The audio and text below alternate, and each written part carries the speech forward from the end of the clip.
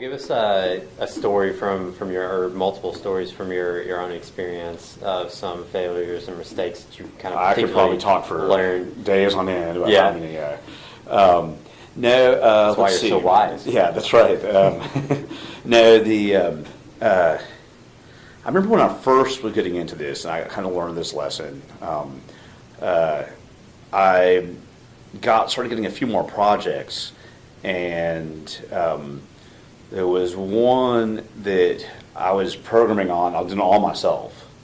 It was just me. Yeah. And I kind of always thought I'm such a hard worker. I'm so determined. I could just kind of work indefinitely. I'll be able to basically crank out all these projects. Yeah. And there was one that I just couldn't get done. I mean, it was just I couldn't get done in time. It was hard to stay motivated to work on it, and so the project, it wasn't a large project. This is a long time ago. Yeah. But it definitely failed. Yeah. And so I tried to when that was done, I tried to think, okay, what did I, how do I need to improve this? So you didn't finish it. Didn't finish it. You weren't able to deliver it to the client. Wasn't able to deliver it, and I actually, it was maybe a $2,200 project. Okay. But I just, and programmers tend to underestimate and think they can do more than the nature of computer folks. It's hard to estimate. Yeah. And so, I did that, and so I ended up, just telling them, I'm sorry, I just can't get this done in time. It won't cost you your money back. Yeah. And so, I was, 23, 24 years old, and so, but pretty quickly I realized, based on that, I was like, okay, I either need to, manage my time better, not take on as much, or start trying to hire people, if I want to be, in this game of doing multiple projects. Yeah. And so I kind of thought about, do I even want to do that? I mean, do I want to be doing would I be happy just kind of programming one at a time, waiting for the next thing to come along? Yeah. I kind of came to the conclusion that I think it would be worth me, starting to hire folks. Okay. So that failure actually kind of bounced me into, okay, make something good happen from this. Yeah. And so, but that actually was fairly significant for me because I was always such a hard, I'm definitely not the smartest guy in the room, and I will work pretty hard, and I'm determined to make things, to do things right and do a good job. Yeah. And so, when that hit me kind of hard, and then I kind of just said, okay, I better figure out some way to, at least make this where I, turn into something positive. So at the time, where do you feel like the mistake, lied? Was it the fact that you took on more than you could handle, or did you feel like it was, you just weren't capable as, in that, I guess, whatever area of No, it's just simply took on more than I could handle. Yeah. And so, and then I started noticing that's a problem, in a lot of, businesses and a lot of service businesses. Yeah. And so, when, as we started, we've done more projects and started growing, I started, sort of constantly thinking about that one event, thinking, okay, how do we mix and match and, be honest with ourselves on time and, and that kind of thing. And just how do we mitigate the chance of that kind of failure happening. Yeah, because that's I think a lot of businesses go through that when they hit some growth. Yeah, because it really is. Growth is kind of like it's a wave, and you really have to stay. Yeah, it's hard to find tell. a certain balance to be able to ride that wave. Yeah, you don't want to overexpand or not underexpand either. So I think that's a challenge for again, I guess probably any business, but definitely any kind of service business, anything where you're basing your you're getting paid for your time.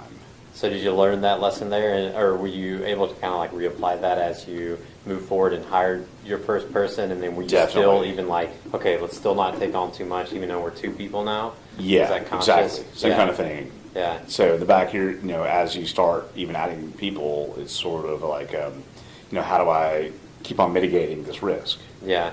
And so you're all, just one thing you have on your mind, okay, I learned from that, and, not that I'm none of us are perfect at it, but at least you're aware of it. You're trying. Yeah, So. but whereas before you really hadn't even thought of that. Yeah, I You figured I could just go ahead and crank it out. Yeah, spend the weekend. And, whatever, Yeah. I don't need to sleep. Yeah, that's what that's coffee's right. for. Yeah, kind of that's a right. thing. That's So right. that's cool. Well, you got some more stories for us? Let's see. On way back, and I've been pretty big on this on the IT side, and everyone's hit this, and in fact, nowadays people still hit it, is so like, we're doing like, our little company, we're doing like, like I said, programming, web development, and IT networks. Yeah. So we're pretty much like pure computer geeks, is really Yeah. what it comes down to. But, Nothing wrong with that. We've all hit that thing at some point where someone, something goes wrong with their server or their computer or their laptop, and they don't have a backup. Okay. And so, when I, that's happened, for, me personally, Yeah. like I backed it up, a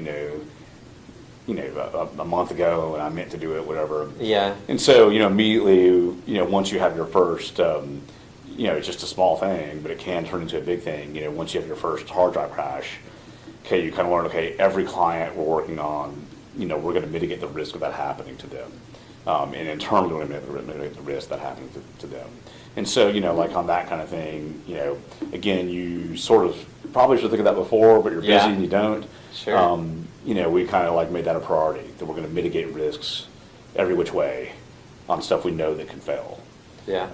So that, again, way back in the network world, I just started seeing people having trouble where they call and say, oh, I can't, get my backup back, I don't have a backup. And so pretty early on, we were kind of into that.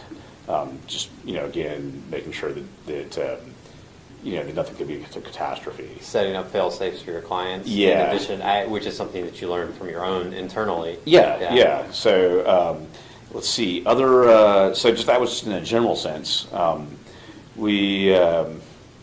also had, various, outside of just Atiba, like our company. I enjoy, working with a lot of folks in Nashville, and, it's been fun for me to make friends with other entrepreneurs, especially. So, a few things like, I've invested in, and, unrelated to our business. And, looking back, I was like, if that was a low chance of success, I probably shouldn't have done that. And so now I'm more careful with that kind of thing. Yeah. And so, so not so much necessarily like, business size. I mean, we definitely have our good and bad days.